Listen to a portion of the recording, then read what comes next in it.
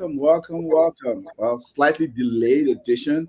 We typically record on Sundays, but we have to leave sometimes. So I decided to do some personal stuff. So, but we're here.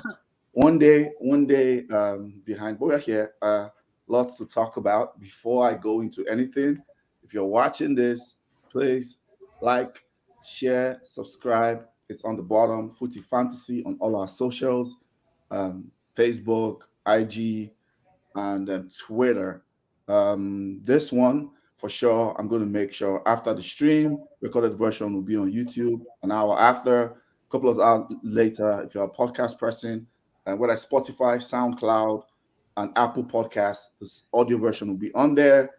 Clips will come out tomorrow, as always, for people who just want to see short clips. So let's dive in. Let me introduce the guests first. Let me start. Josh, J Socials, thanks for coming on. How are you doing? I'm doing good, and thanks for having me.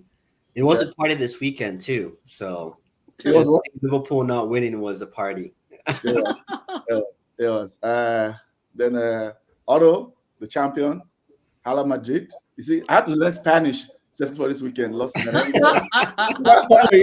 don't think you ever heard someone's Spanish celebration. Hey, I had to learn Spanish. You know what? I meditated this morning. It's okay. Y'all ain't gonna phase me. You meditated.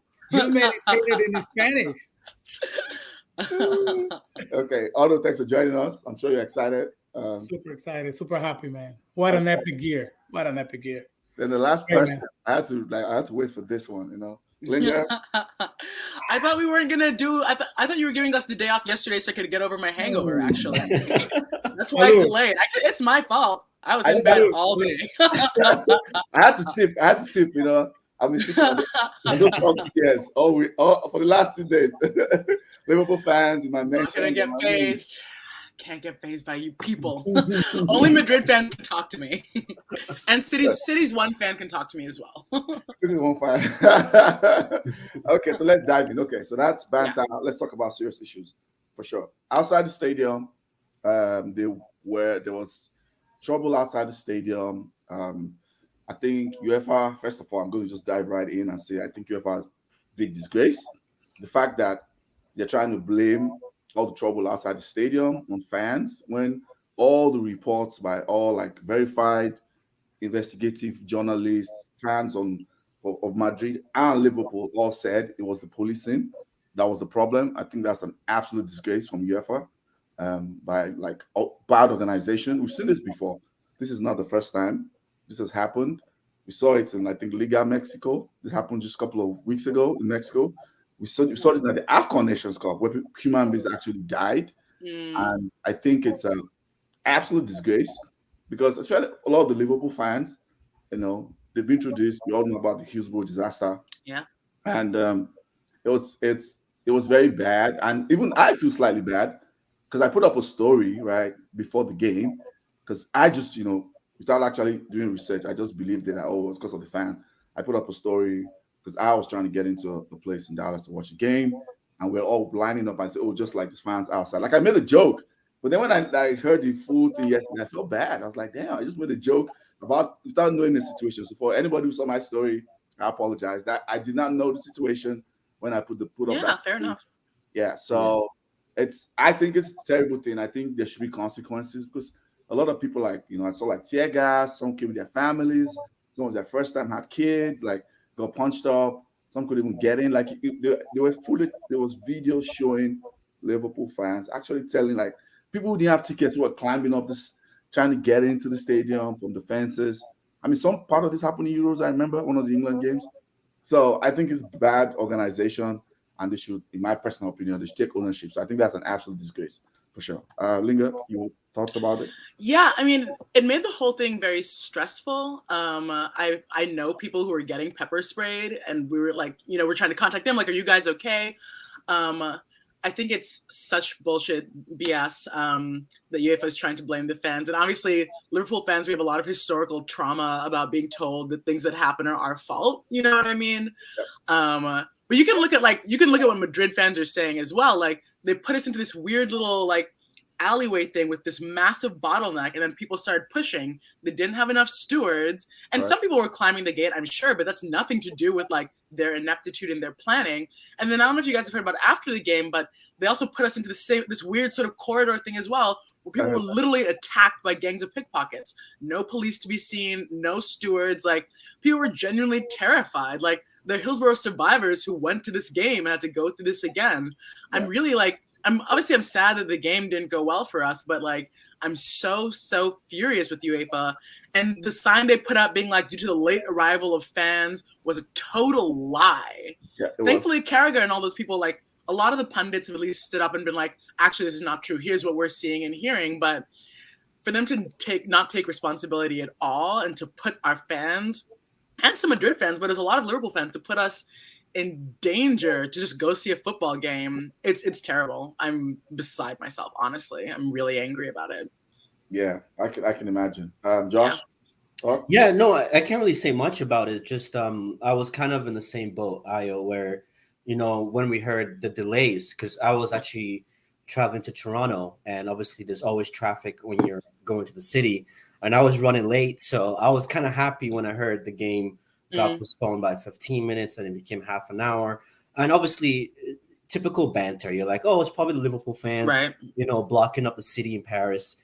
And then you do hear the story after the game from the pundits, right? Talking about, I forget his name, from ESPN, was saying that he actually went out of the stadium to go check it out. And he also had tear gas in his eyes as well, too, which is sad, because those are, you know, like you said, families and children. And I do understand it. Like, when you're going to Paris, like, France is what I like to call a police state.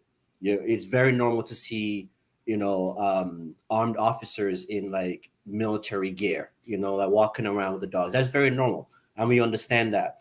But I think having that kind of presence at a sporting event with family, you know, people are celebrating. Obviously, there's always going to be loose cannons anywhere you go, but I think it's very it's very strange that happened. But I'm hoping that they're talking about an investigation going on, because it's not even about, it was one thing to create such a situation, but it's another thing to lie on it. You know, first of all, they said that apparently that the fans showed up late, Liverpool fans showed up late to the stadium, which apparently wasn't true. And then they said it was fake tickets. There was a lot of fake tickets. So it's who is telling the truth. And either way, there should be a better way to ensure that fans can safely get into a stadium and enjoy the event. So, yeah, that's my only take on it. Those are good points. And before I go to Otto, Ola says, good point about the number of deaths that occurred at AFCON, which didn't seem to get the amount of publicity which it should have. The situation in Paris could easily have gotten as bad. Yep, I agree.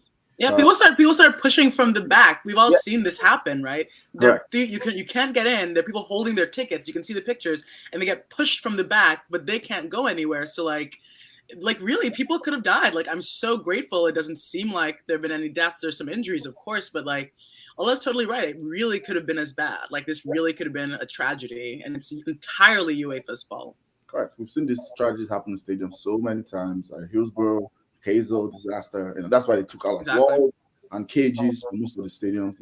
That's why they took all those walls out, because before stadiums have like all these big cages, and as long as they took all of those things out, like, if there's any massive people could at least, you know, come to the field and prevent, like, you know, crushing or like death by stampede. Otto, any thoughts about the issues outside the stadium?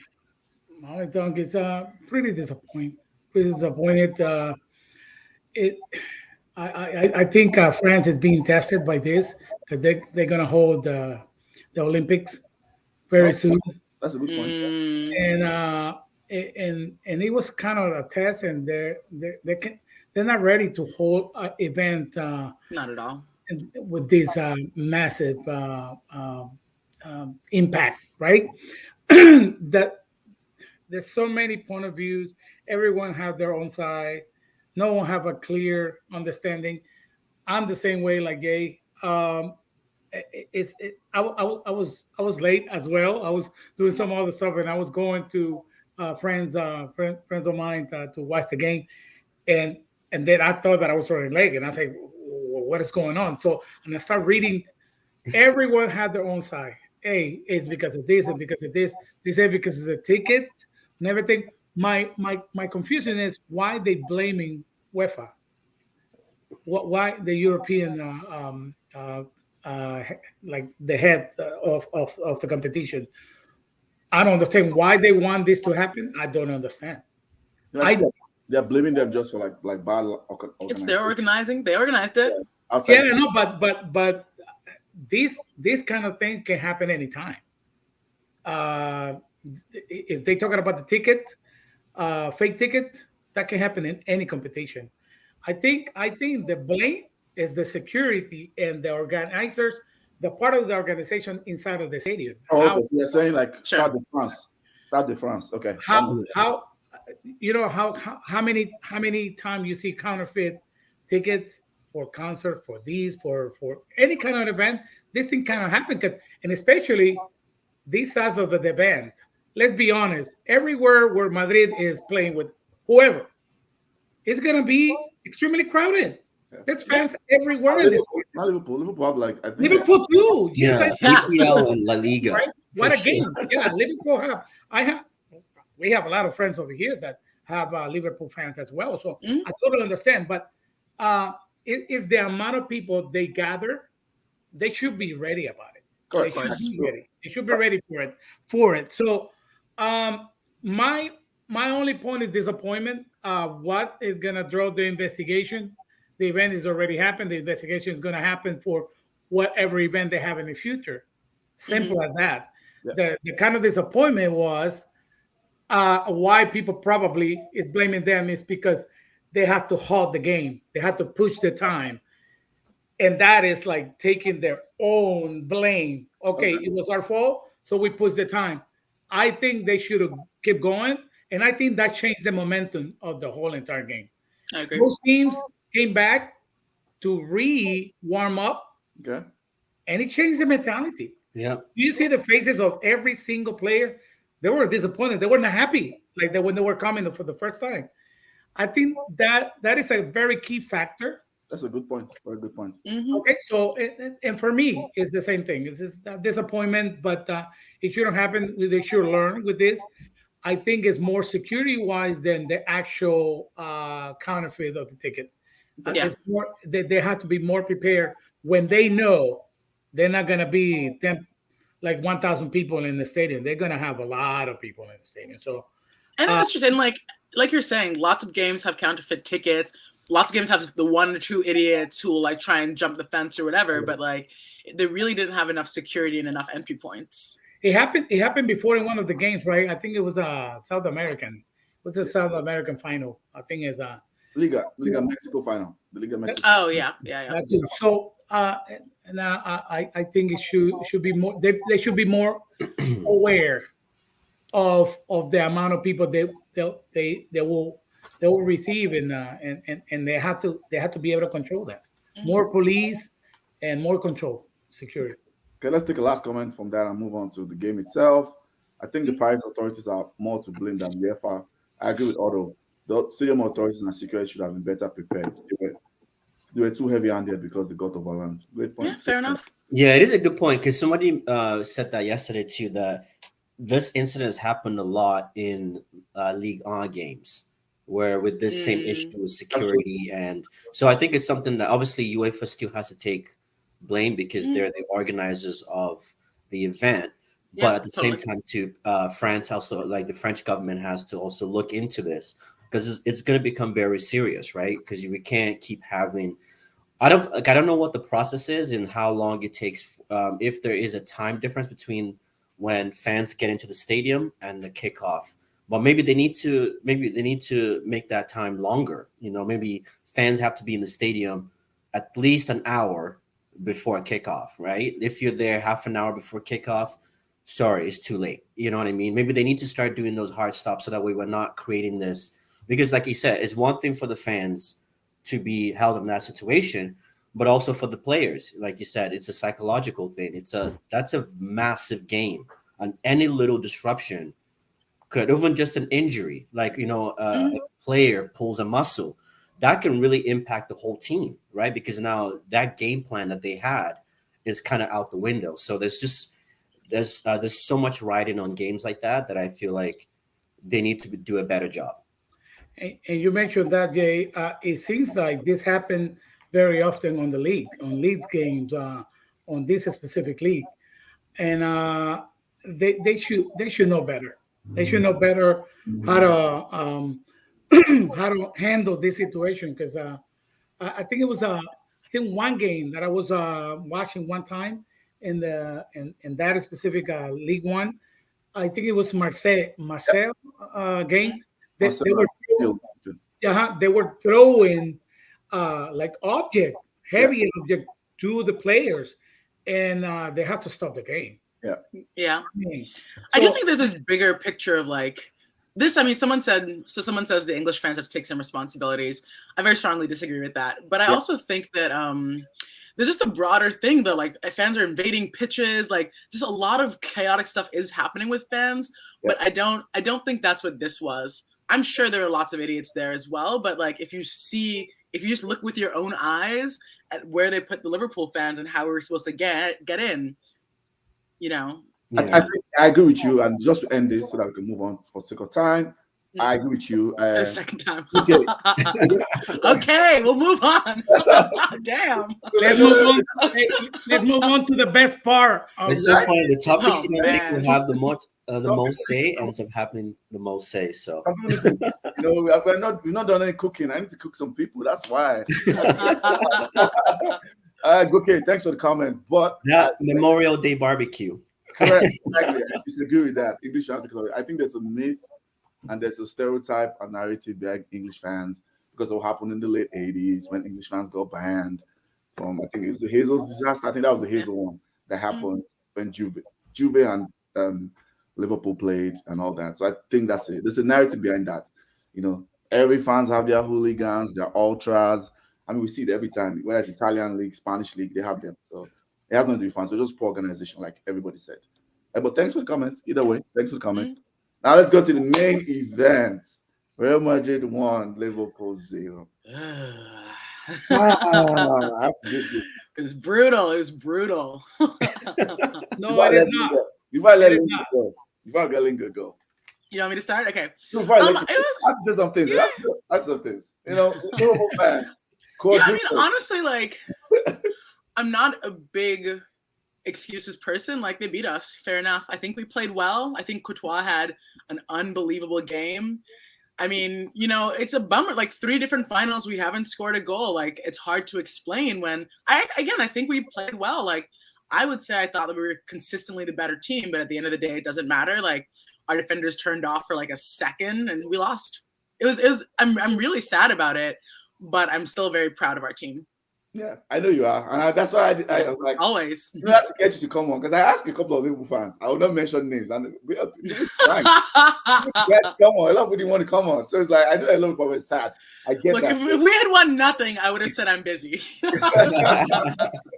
had a good season, so I can come. I won't name names. So, but thank you for coming on. You know, I like the fact that you came on. The things I just wanted to talk about is just like, you know, the whole. We lost fair and square. Like, I know a lot of fans were complaining about it was offside, it was this, it was that. No, you know what? They beat us. Sucks, but it happens. They did. Quadruple. You know, the one thing I want to talk about sure is the fact that quadruple. You know, the whole quadruple talk. The quadruple was way more the rest of you than like me as an individual. As you know, I don't believe in anything. That's a Liverpool fan that came on here. Bola came on here. I was talking about quadruple. Bola was talking about quadruple. I remember that quadruple has come down to 2 trophies. For me, right, the only blame or banter I can actually fully run, which you kind of raise points, is against Klopp. That's not a good comparison. No, let's go to Klopp. I have to talk about Klopp. I have to talk about Klopp. You know, and everybody that knows me know I'm a big Klopp guy. People know that. You know, being a United fan is kind of weird, but I remember defending Klopp so much last season. I always go back to this against Liverpool fans saying, when people were like, "Oh, Klopp should change the system. The high line is too high." I would say, like, no, football doesn't work like that. All these best coaches have one way they play and they stick to it. They can tweak a little thing. You cannot start all of a sudden playing camp. That's not how he recruited and sets up his team. He will figure it out, you know. So let me put that aside. But Klopp was such a crybaby in the press conference. Come on now. He doesn't. I don't think it's as bad as I don't think it's as bad if you watch But the whole thing. That's classic Klopp though. If you watch the He whole thing, I don't complains think this is about bad. But he number of does complain a lot. subs, then he doesn't use the subs. Talking about He like complains about number of games, but doesn't rotate his team. Listen, the grass was weird that one time, and the wind was too strong for us. So leave us alone. he was a crybaby. So this one he was a crybaby talking about, oh, we had the most chance. Yeah, you guys are Real Madrid did not want to attack. They didn't attack. Like, come on, Klopp. Team we were being fair and square. Whatever final to whatever way you get to win the game, team set up. So that I one. have a little comment about that. I heard about the rotation. Well, Klopp knew. I think what didn't help, in my opinion, because I believe Liverpool is an excellent football team because they play awesome and they show it in the whole entire season. Let's be honest.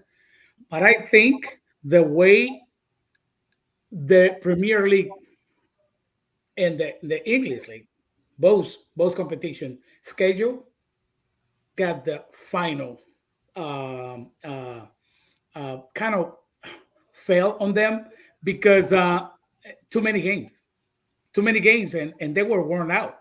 I can see it. Yeah, they're not gonna show it. Of course, they're competitors. They're professional.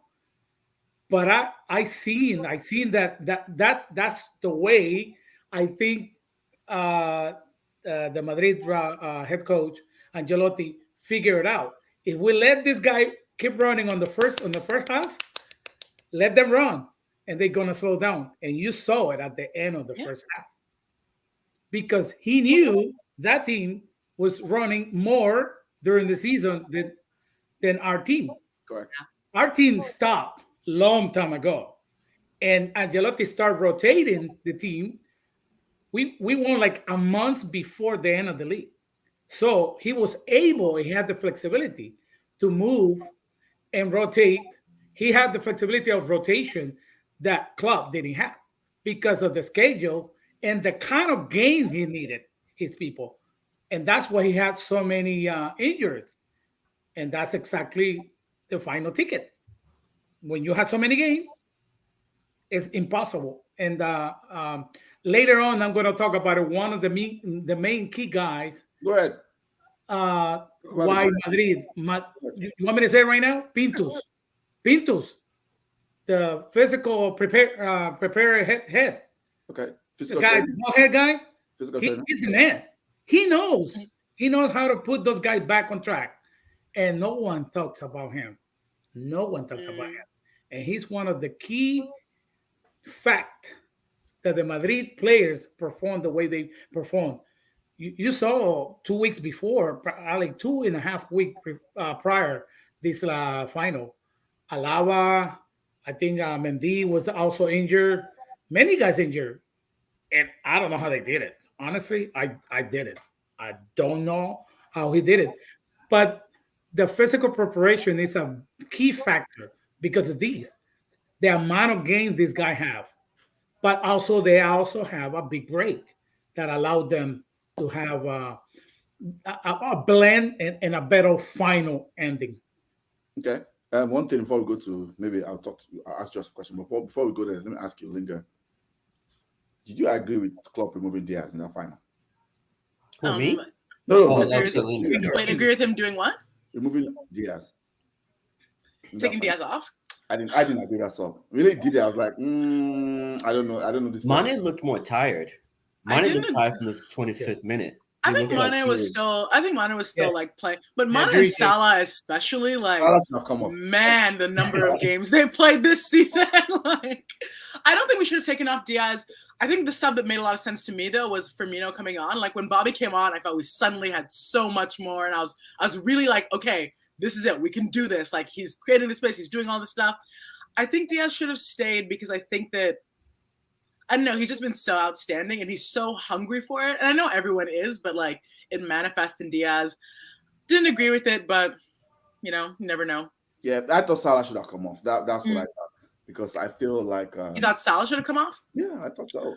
I think so too, but we'll never take him off. Salah? I think Salah was the most threatening. Hey, Salah did a great game. No, he was your most threatening player. I think He's the one that Mane should have. how many times he kicked? Yeah, like I How think many Mane should have, times and Mane should have come off. those goals? Yeah, Courtois saves 3 already, literally made goals. But the point blank, like which save, when you think about the save, right? I think the best save, right, has to be Mane's one, right? no, but that's just an opportunity standpoint, like a situation standpoint. But in terms of the outlet for Liverpool throughout the course of the game, yeah, in the second half, Liverpool kind of tapered off a bit. Yeah. Salah was the guy that was making things happen. You know, when he's passing in the box, his shots in the box. Courtois had an amazing game. To me, I would have taken Mane off because Jota. That's another thing too. When Jota came in, you noticed that Real Madrid had defenders had a more difficult time because Jota floats around. He's one of those guys that you'd hate to defend against because he doesn't stop moving. He's floating around. Same with Salah. And I think if you had Diaz on the wing to keep trying to pry Carvajal, I think maybe we might have seen something different. Okay. Yeah, Ancelotti saw that.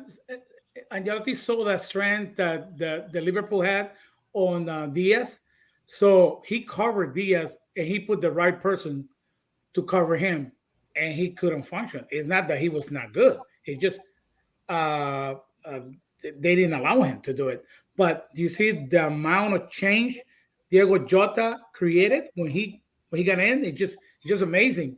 Thank God that guy didn't come earlier. Came at the end. Thank God, because he did change the whole game at the. I think it was minute 75, right? Or 70. Yeah. He came in. Yeah. It did. Bola says, I definitely would have come to the podcast if asked. I ain't hiding from anything. I didn't say you were hiding. I just said, you said quadruple. I remember, Bola, you were talking about quadruple. I'm just calling you out. Why was the surprise that Klopp is a bad loser? Yeah, that's true. We know it's bad. I guess all great managers are. Who was the man of the match? I think it was Courtois.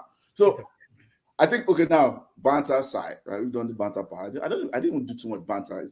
Linger is because if there was any other person, I would have cooked more. But I just, I'll be kind today. But dude, say what you want. This is bringing you guys joy for your season. Like, please be happy. Be happy, man. What joy is it bringing us? Banter aside, though, I know. Yeah, we'll give Madrid all credit, right? We do. We have to give them all credit. They've done well. But if your keeper is your man of the match, right?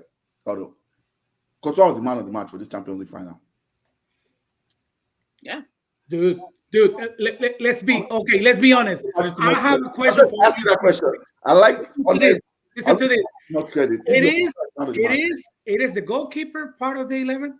It is absolutely okay. It is football part of like goalkeepers action. No, yes, it is. Okay, so why a goalkeeper cannot be the man of the match? But does that do not tell you that there's a huge element of luck in this? Dude, he saved goals already made. Salah was magnificent in the whole entire game. Correct. You have proven my point, right? You have proven my point. Right? You know how they call it? How they call it in Spain? San Courtois. San Courtois. Okay. Yeah, it's funny. It's funny. You have a point to prove. And I agree. I know everybody's shocked because in Champions League final, never being the man of the player, a goalkeeper. What is the problem? No, and to be fair, like I even said it in the podcast I just had. Your defense, like Real Madrid's defense, won that game.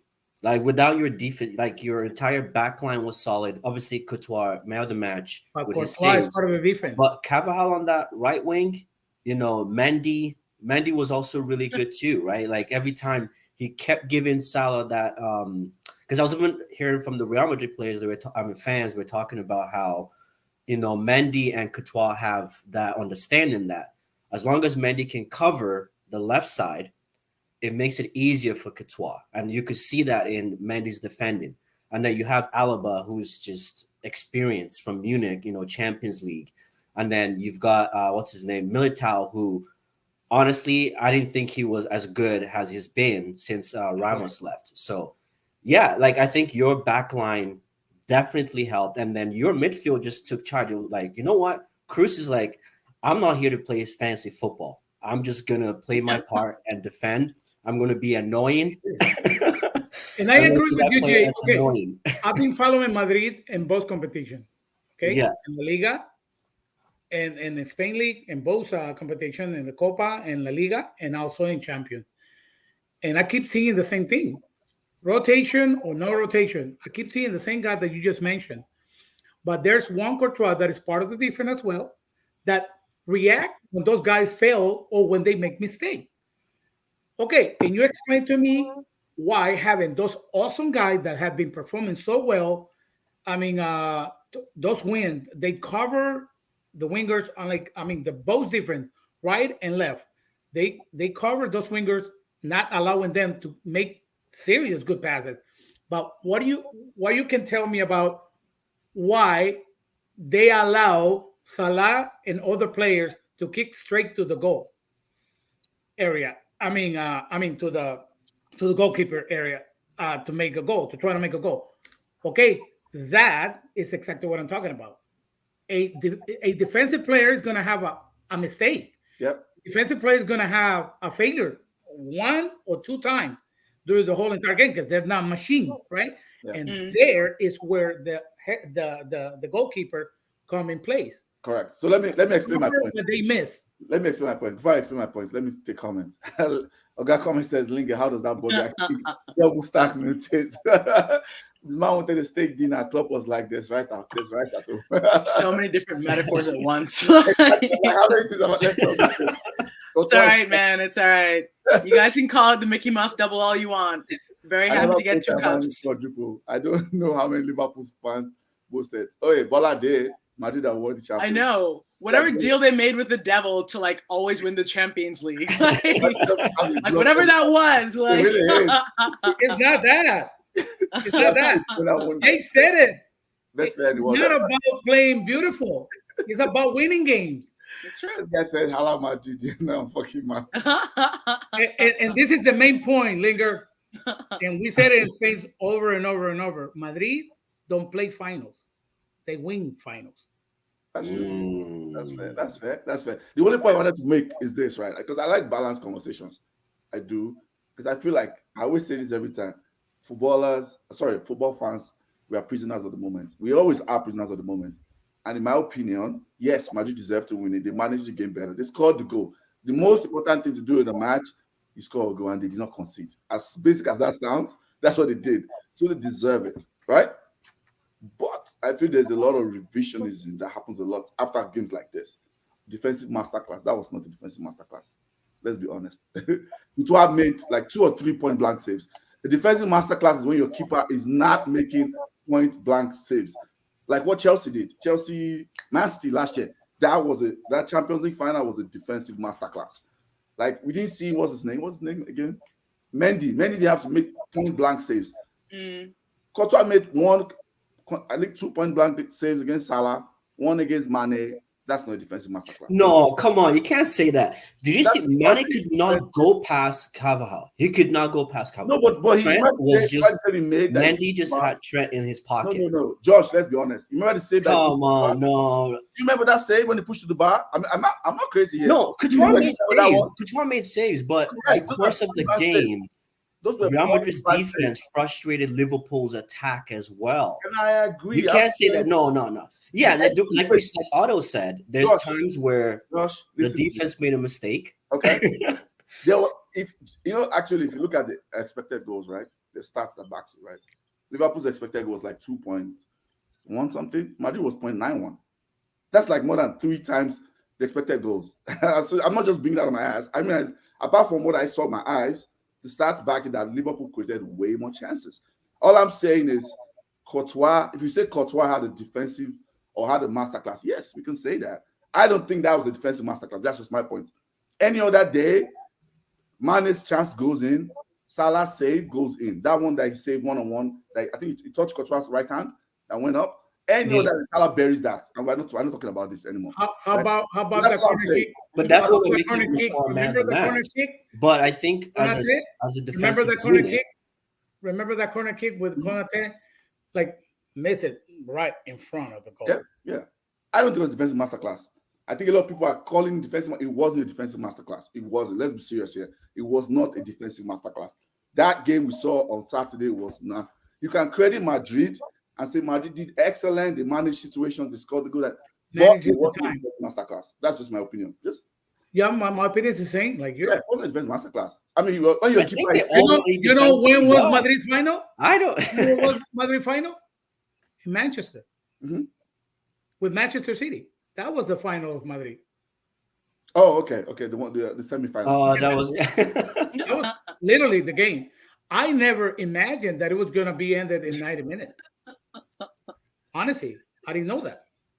And for a final on the Champions League not to go over 90 minutes with that that vibration and that it's I don't remember. So that's why I think Madrid was able to manage the time the way they wanted it and the way they needed it. For me, it was not an intense game. Yeah. Honestly, it wasn't. It wasn't. That's the one thing I would say. I was kind of surprised by Liverpool. Like second time you guys needed a goal. Liverpool normally like is intense, the press. Because they were tired. Almost easier, right? Than like yes. First but that's what I said to before the game, right? I said to because the Real Madrid fans, like my brother is a Real Madrid fan and his friends, and they were so nervous about Liverpool. And I said, guys, like you just beat City. I said Liverpool is, hit hard. But I said just because I've watched Real Madrid the entire tournament. That's what they do. They sit back. They just know when to press and when not to press. And what they do is they frustrate teams. And I knew Liverpool was going to get. If Liverpool didn't get a goal in the second half, the first half, I said it. Real Madrid's going to win this game because Liverpool players are going to start getting frustrated. They don't have the experience in a sense of like Liverpool doesn't have the same history as Real Madrid. Right. And these were the same core players that won 3 Champions Leagues back to back. So they have that experience. And I knew that the moment that changed, you could start seeing Liverpool players start getting frustrated. And then that's when the team started playing defensively well in the sense of you had Casemiro doing his thing, just being a nuisance. Cruz stopped playing the fancy balls. He just said, I'm going to get in the front of I'm going to do whatever it takes to stop this game. So whether it's players, even Carvajal, every time Diaz tried to, break through and run, he created a smart foul. That's what I mean by, they were not Van Dijk-esque, like amazing defensively, but they just played a very good defensive game. I think what you say, you can say they managed the important phases of the game. Which is has to be those 3 guys in the midfield, right? Like I always say, and I've been saying almost all season, I feel like Modric should like create a school of midfield. Like how to play. This is how to play central midfield. Like that guy he's amazing. Modric is for this he's like 110. Like I was watching, like, man, these old ass people running around. I've been watching Toni Kroos since I was like 5 years old. I hated it. The school of midfield of Modric. Like I would hope Modric becomes a coach in the future, and I honestly would hope because I think he could watch him play midfield. He's one of those midfielders. When I watch him, I'm like, does this guy need to be coached? There's some players you watch, you're like, this guy doesn't need to be coached. Like he knows where the problem is. Like, okay, let me just go here. Like the level of understanding is humongous. It is. What a smart player. Chelsea against Man City is like, oh, you know what? I'm gonna. There's time you see he drop into DM. Let me play in DM now. Control the game. Oh, this is not working. He goes and play 10. He creates. He just does these things where it's like, that this guy, he's so cerebral with the game. It's amazing. Yeah. And that person, I agree with that. I'll give some praise from Real Madrid. I think was the best outfield player was Valverde. My goodness, that guy. He was definitely an outlet. He was incredible, like back and forth. He was like he was almost playing. So when they were defending, he was talking and he would 4-4-2. He was helping Carvajal. When he was attacking, it becomes 4-2. You see him as a winger. I'm like, this guy doesn't get tired. He was going back and he created the assist, which was a beautiful assist. The pass to Vinicius. He does that all the time. He's incredible. He was especially incredible in this game. In my opinion, I think he was man of the match. Outfield player. That brings me to the point that the heart of the team is the media. When the media is not performing, or you block the media, the middle part of your team, you're done. Yep. And if we realize it was, I think, Fabinho and Thiago, they were not 100%. Let's be honest. No, They were not 100%. that's true. And pretty much Henderson was fighting on his side, but the other side, and Madrid saw the key right there, and they took care of those guys.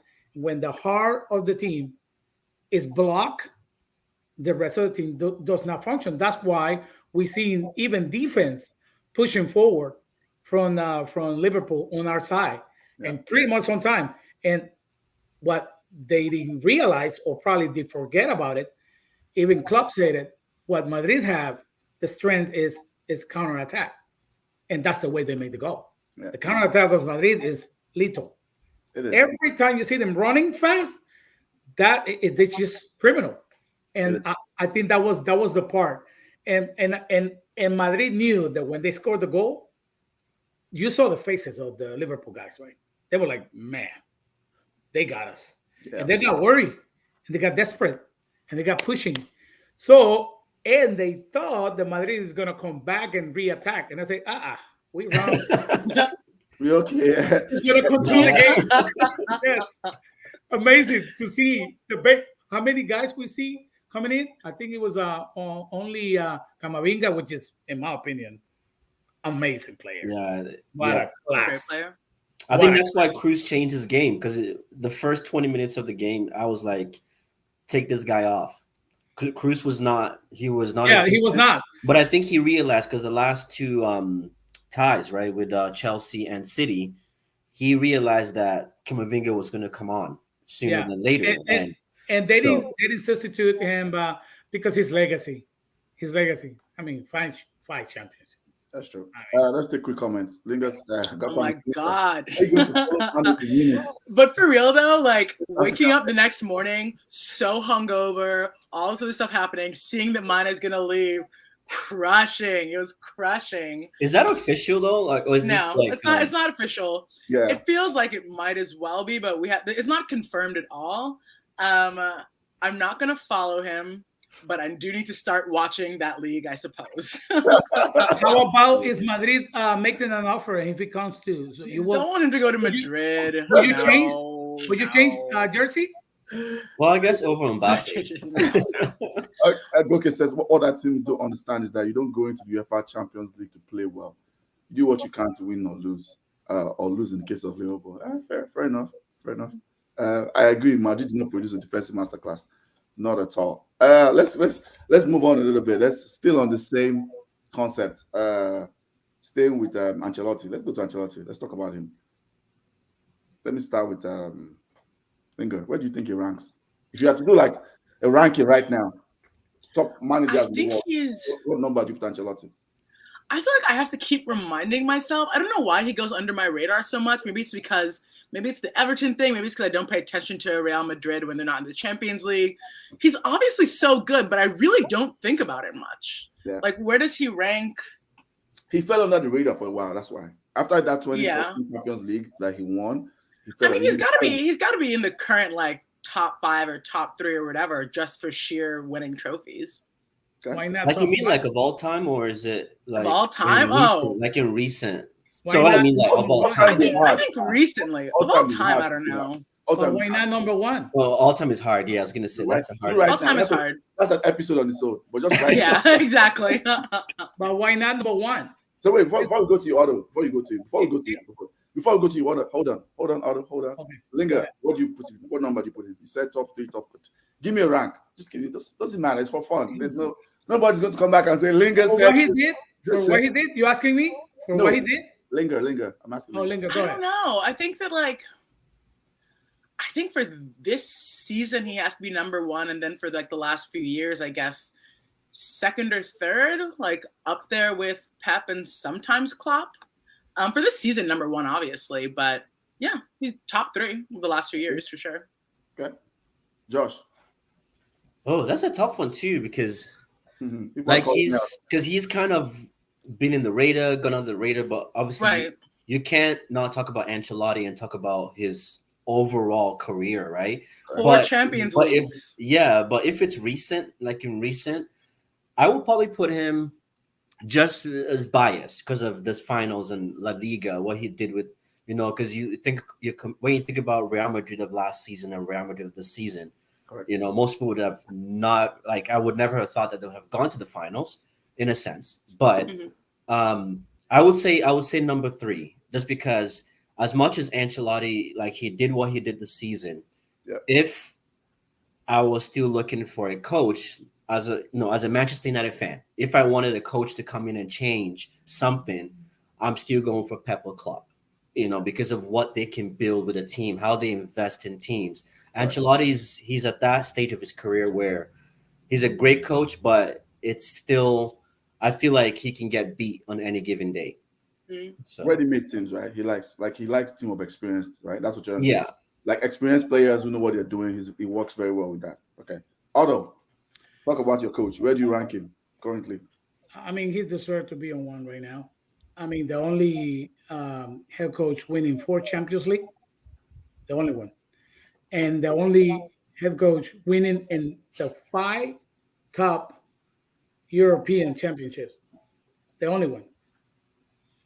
And something that he have that just the people that follow them in the House of Madrid, the way he managed the team.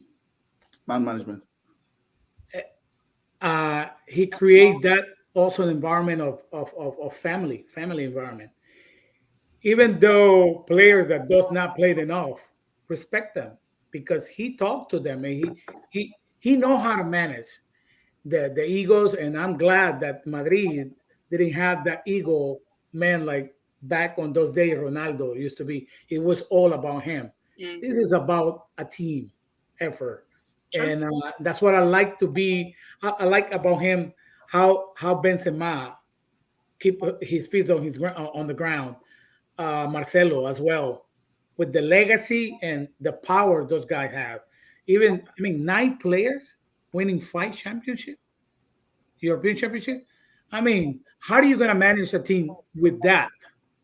Uh, with that many trophies and glories and medals, and that's why I think he deserved it. He deserved it because he worked hard, and believe me, he came with a lot of people doubting about it, including myself. I told you at the beginning before, I did not trust him because the way he left when he left, and I didn't know he was going to come back and change completely the atmosphere of the whole entire team, and I think he deserved it.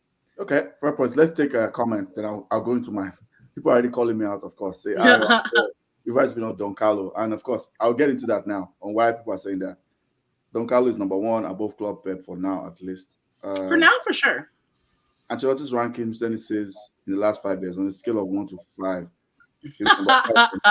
his Everton era must count. I don't know who that is. I suspect that's Bola. Don Carlo is not a construction worker. He's a project manager. If your team is starters, exactly. He specializes in teams that have a foundational structure. That's a great point by. Great point. I like that. I criticized him a lot, for sure. I'm going to say that. I did. I was calling him, I said I was going to put him on fraud watch during this time at Everton. I did. Because they came like 12th with all the money they spent. But sometimes you always have to look at your views in hindsight. In hindsight, see that Everton team almost got relegated. Everton are really shit, to be fair. Like, he's not God. Like, what could he do? They almost got relegated with Benitez. The Lampard's crap. Well, at least Benitez was there for most of it. And they were terrible. So in hindsight, maybe the work in Everton was slightly underrated. I don't think it was great, but maybe it was underrated. Finishing 12th. You know, maybe that team wasn't as good as we thought. So going now piggybacking on Jola's point, but I'll say it in a different way. Ancelotti is the guy where you have established world-class winners who already know how to do the simple things. He's very good at coming in, especially in cup competitions, and just creating like simple tactics and instructions to get teams over the line. He's done this so many times. He did it like in AC Milan. He's done it twice now in Real Madrid, right? So 2 AC Milan, 2 Real Madrid, where he just understands how to simplify things. And like Otto said, I think he has a nickname. They call him the player whisperer. You know, he got that nickname when he was at Chelsea. The Lampard, Ballack, they loved him. They said because he knows how to just tell players, "Oh, what do you think? Okay, let's try this." And people buying very quickly into his approach, his demeanor. So I give him a lot of credit. Absolutely. And of course, he shut my mouth because I was thinking, nah, this guy is not that good. I kept doubting him up until he got to the final. I was like, oh, okay, let me keep quiet.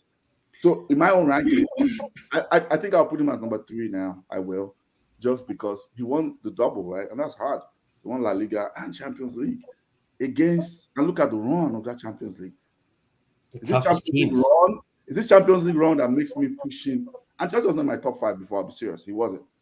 But that Champions League run of going through PSG, Chelsea, Man City, Liverpool, beating the 2 best teams, in my opinion, that have been in the last 2 seasons, maybe, apart from Bayern, he went through them and knocked all of them out. I mean, that's incredible. That run is an incredible run.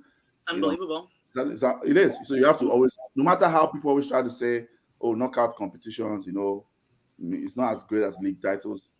It's incredible. But he won the league also, regardless of, Barcelona being Barcelona and Simeone, in my opinion, he has reached his peak with Atletico. Right? Regardless of that, Ancelotti only has to beat the teams in front of him. It's not his problem that Barcelona are not, have a crisis. That's not his problem. And even sorry, just to add that, I want to say this.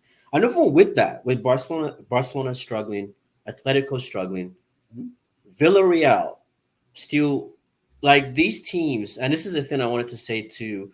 I know I've had this argument with a lot of people before. Oh, EPL versus La Liga, and it's like it's 2 different games.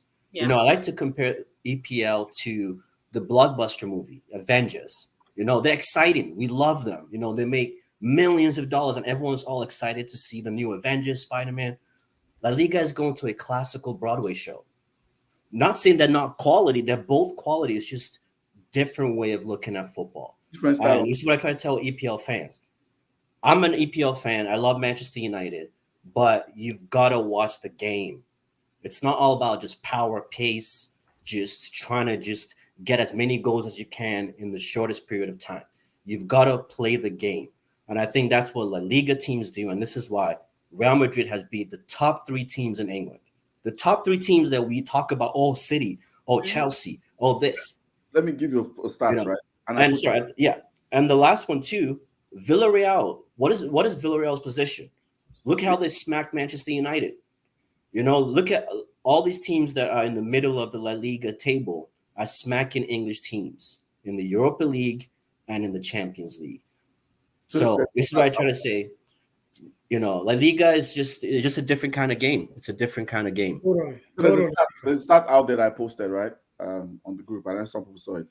17 times Spanish teams have got to the final, European finals. 17 times. Spanish teams have won 17 of those finals. I saw that and I was like, that can't be true. And I was like, oh my God, it's so true. No, it's wild. It's wild. Spanish teams going to get to the final and play against other teams. They win 17 times. 17 finals, 17 wins. That's incredible. I think, the research is a good thing.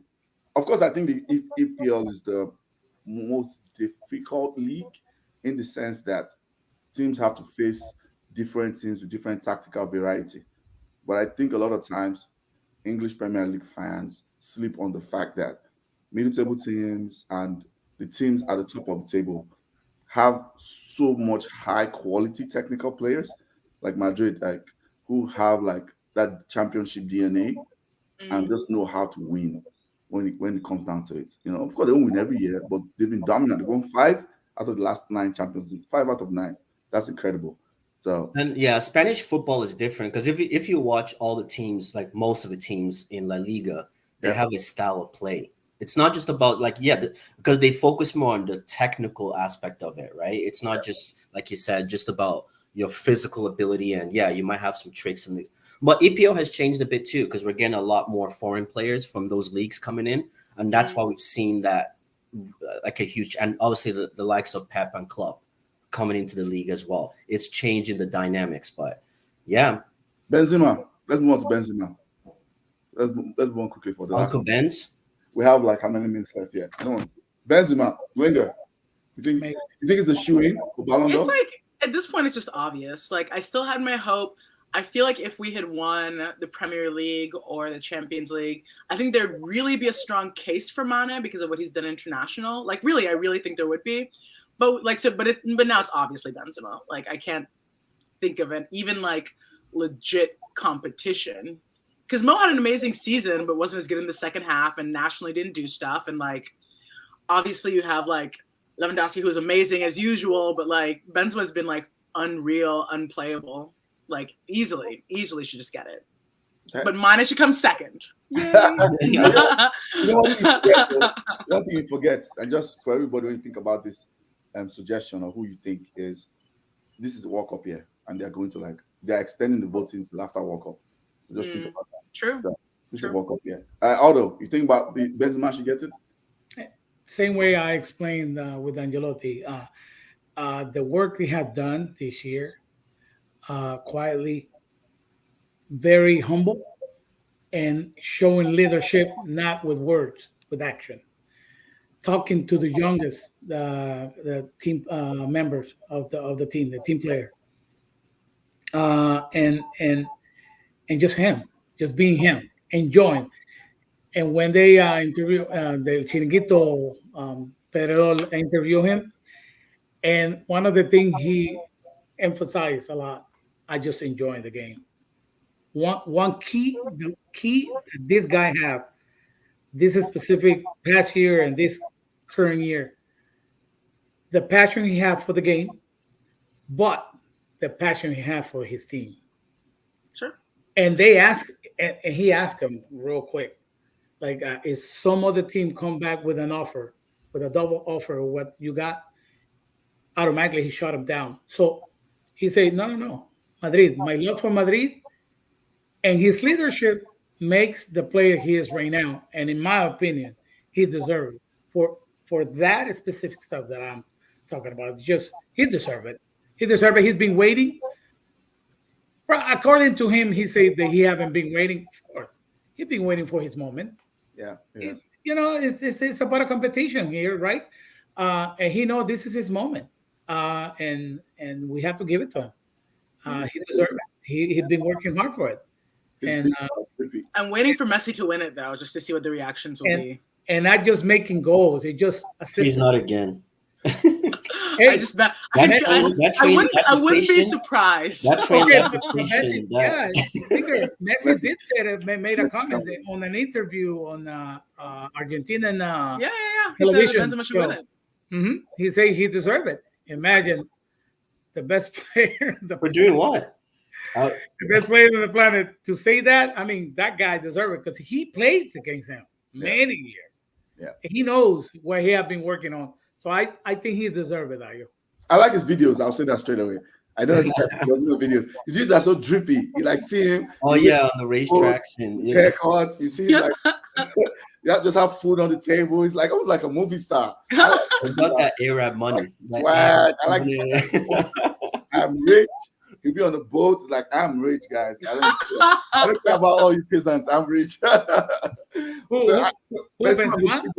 videos, I laugh when I like it. We see with this, almost like Drake. Like he really is like a movie star. Like to walk out like I think yesterday I went in that suit and the sunglasses, and I'm just like, damn, man. That's part of the media. The social media creates this image. Of course. Owning it. He's owning the drip. Yes. He should be, man. You better live it up. And you saw the difference between him, Marcelo, and Luka Modric.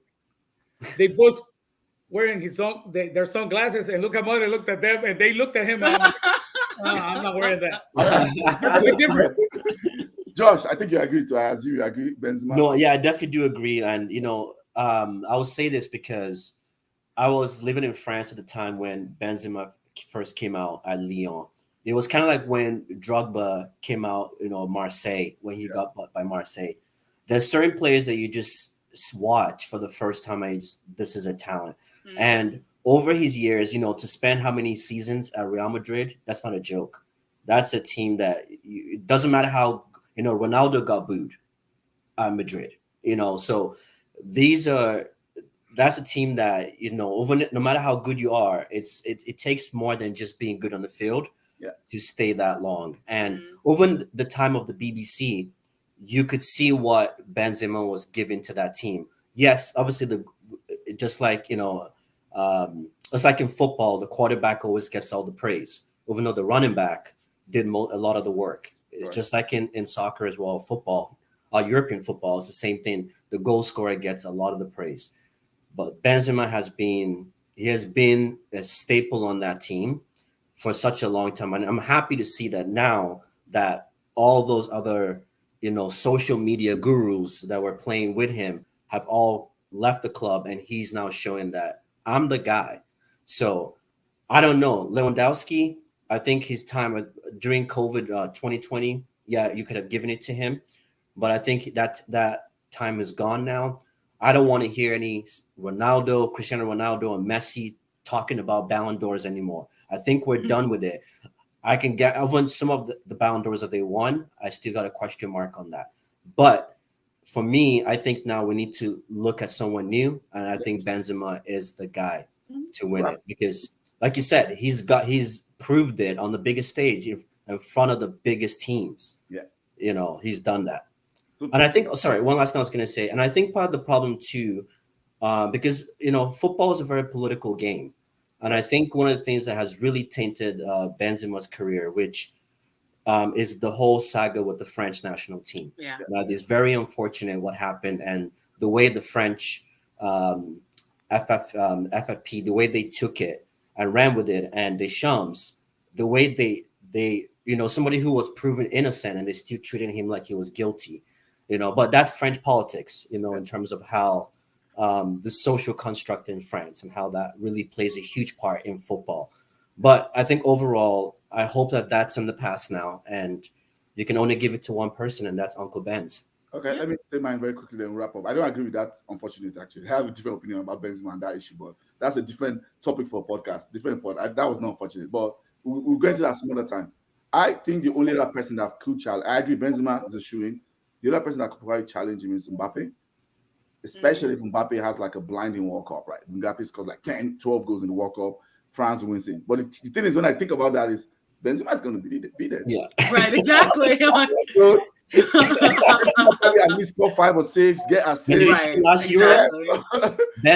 Mbappe lost us the last Euros, if you guys forgot, against Switzerland. That entire tournament, he was garbage. Yeah, so that's why, I look at if France does well, and even if Mbappe is the star, Benzema is going to have a hand in it for sure. So yeah, I think it's a shoo-in at this point. Yeah, I think it's a shoo-in. We'll see, but I agree. Final topic. Let's end this. We have 5 minutes left. Oh no, not this one. Final topic is who had a better season. This conversation, I brought this up because I've seen it on social media, and I had a very, very intense conversation in a group chat that I am in. Manchester had a group chat. And I started thinking okay, am I? And I had with a friend also who's a Chelsea fan. Dada, can say it. And I was the one that had a different opinion. I said, okay, let's have this conversation. Because for me, I started so let's start with Linger, who's a Liverpool fan, who has who has had a better season? Man City and Pep, or Liverpool and Klopp? I don't think I can see it being a long conversation. I'm gonna say City because winning the Premier League is just the biggest thing you can do. And as a Liverpool fan, it matters so much to me to win the Premier League. Yep.